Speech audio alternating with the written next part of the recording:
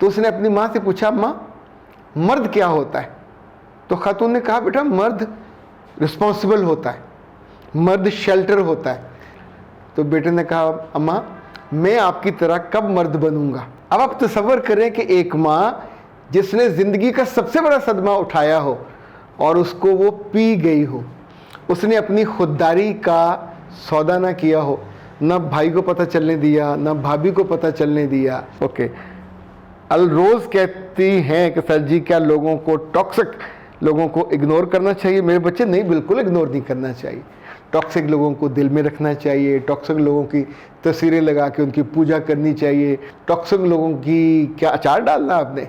आप उनकी ज़िंदगी में, उनकी इज़्ज़त के मामले में, उनकी इमेज के मामले में, उनकी रिस्पेक्ट के मामले में डैमेज करने वाले बन जाओगे। तो जो भी ये करेगा,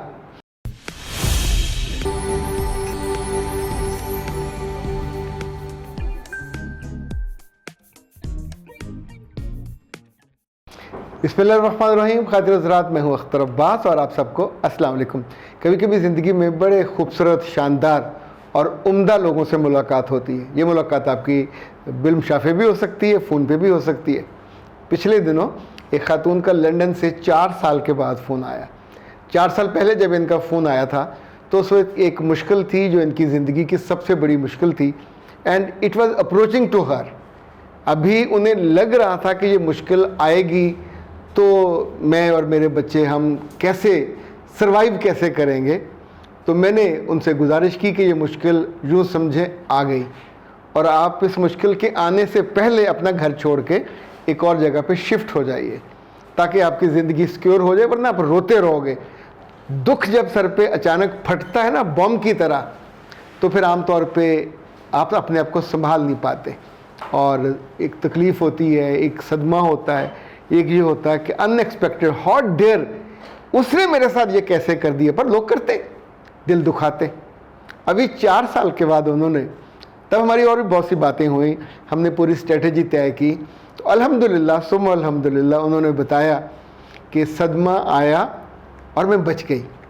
और उसके बाद जो सबसे अच्छा ये हुआ कि अपने ख़ानदान को उन्होंने उसका ज़िक्र भी नहीं किया, किसी को पता तक नहीं चलने दिया कि इतना बड़ा सदमा उनकी ज़िंदगी में आ गया है और वो बिल्कुल एक खुददार औरत की तरह। यानी ये लफ्ज़ मैंने आपके लिए बोला, ये जानबूझ के चुन के बोला।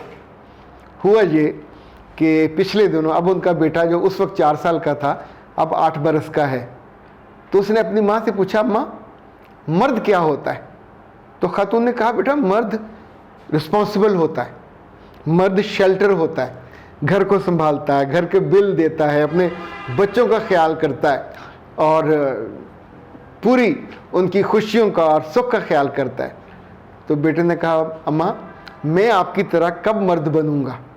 अच्छा, ये जो कॉम्प्लीमेंट है ये लाखों का नहीं है, ये करोड़ों का भी नहीं है। अब आप तसव्वुर करें कि एक माँ जिसने ज़िंदगी का सबसे बड़ा सदमा उठाया हो और उसको वो पी गई हो, उसने अपनी खुददारी का सौदा ना किया हो, ना भाई को पता चलने दिया, ना भाभी को पता चलने दिया, ना माँ को पता चलने दिया, सिर्फ ये सोच के कि मैं बेचारी बन जाऊंगी, ये सब मुझ पे तरस खाएंगे और दे वुड फील के हाय अब बेचारी और ये और इसके बच्चे। अब वो उनके बराबर पे है, रिस्पेक्ट लेवल, उसकी मोहब्बत का लेवल, उसका लेन देन का लेवल। खुददारी और क्या है? खुददारी आपकी आँख में होती है, खुददारी आपके दम में होती है, खुददारी आपके तर्ज़ अमल में होती है। कभी कभी ये खुददारी जो मर्दों का जुज़्वे लायुनफ़क है, कभी कोई औरत ऐसा करे तो फिर उसकी ज़ात में चली जाती है। और रब ऐसा करीम है कि ख़ुद उसके बेटे के मुंह से जब ये बात निकलती है कि ए अम्मा, ए मेरी माँ, मैं तेरे जैसा मर्द बनना चाहता हूँ, तो इससे बड़ा कॉम्प्लीमेंट शायद ही किसी माँ को कभी मिला। ओके जनाब, अब आते हैं आपके कमेंट्स की तरफ। और मिस्टर अरशद कहते हैं कि सर जी मेरा हाथ दूसरे हाथ से मुख्तलिफ है। ओके, मेरी नाक भी मुख्तलिफ है। अल्लाह माफ़ करे कि आपकी 2 नाकें हैं, आमतौर पे तो सबकी एक ही नाक होती है। और लाइक मेरी नाक मुख्तलिफ कैसे हो सकती है? ये मोटी हो सकती है, भद्दी हो सकती है, फीनी हो सकती है, वो जो चीनियों की तरह या जापानियों की तरह हो सकती है, तेज़ चूंच वाली हो सकती है, या मतलब इसमें से कोई भी सतवन आँख हो सकती है, या कुछ लोगों की बहुत ही चौड़ी और अजीब सी होती है, वो हो सकती है। कुछ लोगों के नाक यहाँ से कटी होती है, कुछ की ऐसे सीधी होती है, कुछ की बिल्कुल बंद होती है, यानी ऐसे लगता है बंदे को देख के कि पता नहीं सांस आए ना आए। तो अर्शद साहब, ये बात आपकी मुझे समझ नहीं आई, मैं माजरत खा हूँ। अब एक बात नहीं समझ आई तो मैं कैसे उसको, तो अब आपने पूछा इसका मतलब क्या है, तो मेरे बच्चे मैं कैसे बता सकता हूँ उसका क्या मतलब है। और ये जो आपका हाथ दूसरे से मुख्तलिफ है, मैंने आज तक वैसे सुना नहीं है कि एक हाथ तकरीबन 4 फुट का हो, दूसरा 3 फुट का हो, या एक हाथ इस लंबा हो, दूसरा हाथ इतना हो। यानी मेरे रब की जो कुदरत ये है कि दोनों एक जैसे ही होते हैं। और ये हो सकता है कि अगर आप ड्राइव करते रहे हों तो आमतौर पे इतना काला हो जाता है, ख़वातीन वो उस पर लंबा सा दस्ताना पहन लेती हैं, या ये हो सकता है कि आप अगर ऐसे पहनते हो तो जितना हिस्सा नेकेड होता है उस पर ज़्यादा वो काला हो जाता है। ओके, अलरोज़ कहती हैं कि सर जी क्या लोगों को टॉक्सिक लोगों को इग्नोर करना चाहिए? मेरे बच्चे नहीं, बिल्कुल इग्नोर नहीं करना चाहिए। टॉक्सिक लोगों को दिल में रखना चाहिए, टॉक्सिक लोगों की तस्वीरें लगा के उनकी पूजा करनी चाहिए, टॉक्सिक लोगों को सुबह दोपहर शाम वो सलाम करना चाहिए। टॉक्सिक लोगों की क्या अचार डालना आपने? जिस बंदे के बारे में पता हो कि टॉक्सिक है या बंदी टॉक्सिक है, मेरे बच्चे अंग्रेज़ी का जो जुमला है ना, कीप द डिस्टेंस, मोटा सा लिख ले। मोटरवे पे जाते हुए आपके सगे अब्बा जी हो या सगा भाई हो या सगा शौहर हो, तो उसके क्या बम्पर से बम्पर लगा के चलेंगे? वहाँ भी डिस्टेंस रखते। डिस्टेंस रखना आपकी ज़िंदगी है।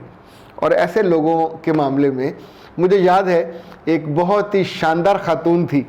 अच्छा, मैं इस पे अल्लाह का बड़ा शुक्र अदा करता हूँ कि जहाँ दुखी लोगों से मैं मिलता हूँ, कभी कभी ऐसे लोगों से मिलके आपका दिल लिटरली हरा भरा हो जाता है और आप अपने रब का शुक्र अदा करते हैं कि कैसे कैसे लोग आपने पैदा किए।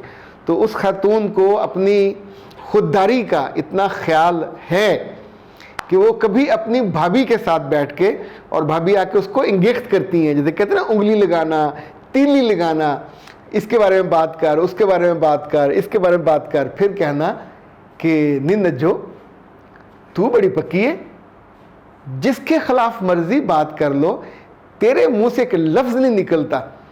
तो एक दफ़ा नज्जो के मुंह से निकल गया कि दिल तो मेरा भी करता है कि मैं मुख्तलिफ लोगों के ख़िलाफ़ बातें करूं, पर मेरे पीर साहब ने मना किया हुआ है कि ये नहीं करना।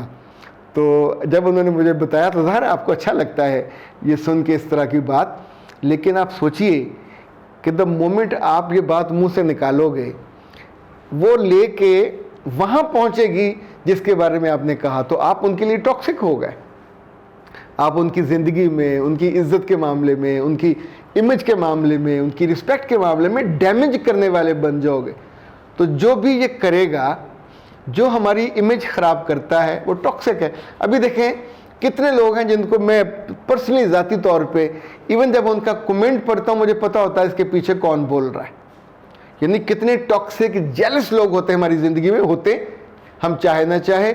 ये राह में पड़े हुए वटों जैसे होते हैं। ये रास्ते में आते हुए, आज सुबह सुबह मैं अपनी बेटी को छोड़ने गया ड्राइवर के साथ, तो हमने आगे जाना था, तो उस वक्त रास्ते में 5-6 आवारा कुत्ते, कभी कभी ये जो आवारा कमेंट्स हैं ये भी इन आवारा कुत्तों जैसे होते हैं। गोली मार दें इनको, कुचला दे दें, जो जहर देनी होती वो दे दें, इग्नोर कर दें। गाड़ी हमारी जन करके वहाँ से गुजर गई। टॉक्सिक लोगों के साथ ये सलूक करना चाहिए। उनको देखें, कभी उनकी आंख में आंख डाल के ना देखें, उनको इग्नोर कर दें और लिख के रख लें अपने टेबल पे कि ये और ये हैं जिससे मुझको बचना है। आप उनसे बचोगे, आपकी ज़िंदगी की गाड़ी महफूज, मोटरवे पे, ज़िंदगी के मोटरवे पे हादसा नहीं होगा। जहाँ लोग आपकी इज़्ज़त कर रहे होंगे वहाँ आपकी कमी नहीं होगी। जहाँ लोग आपसे मोहब्बत कर रहे होंगे वहाँ मोहब्बत में कमी नहीं होगी।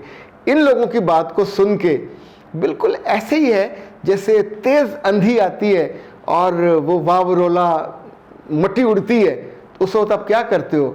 आंखें खोल के खड़े हो जाते हो? ऐसा तो नहीं करते। आप फ़ौरन आंखें बंद करते हो, झपकते हो, बल्कि हाथ ऐसे कर लेते हो। चादर ली हो, साफा ली हो, दुपट्टा तो वो आगे कर लेते हो ताकि आपकी आंखें महफूज रहे।